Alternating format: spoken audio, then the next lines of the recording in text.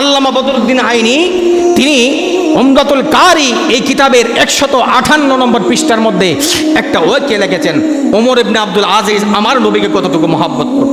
তিনি জামানার তখন মুজাদ্দেদ ছিল, শ্রেষ্ঠ মুজাদ্দেদ। এই ওমর ইবনে আব্দুল আজিজ তিনি কি করলেন, তিনি তিনার সন্তানদেরকে ডাকাইলেন।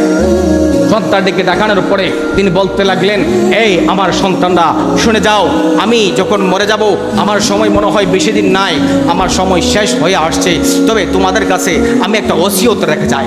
তো কি ওসিয়ত রাখবেন বাবাজান, আপনি বলেন আপনার ওসিয়তটা কি?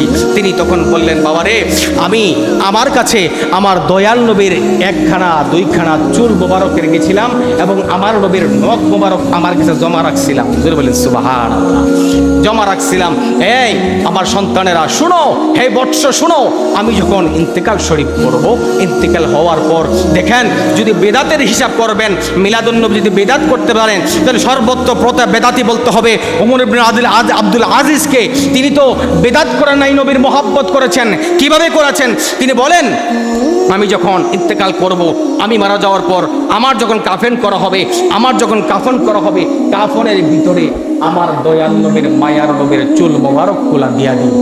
সুবহানাল্লাহ, আমার দয়াল নবীর নখ মোবারক দিয়া দিও, চুল মোবারক এবং নখ মোবারক দিয়া দিও।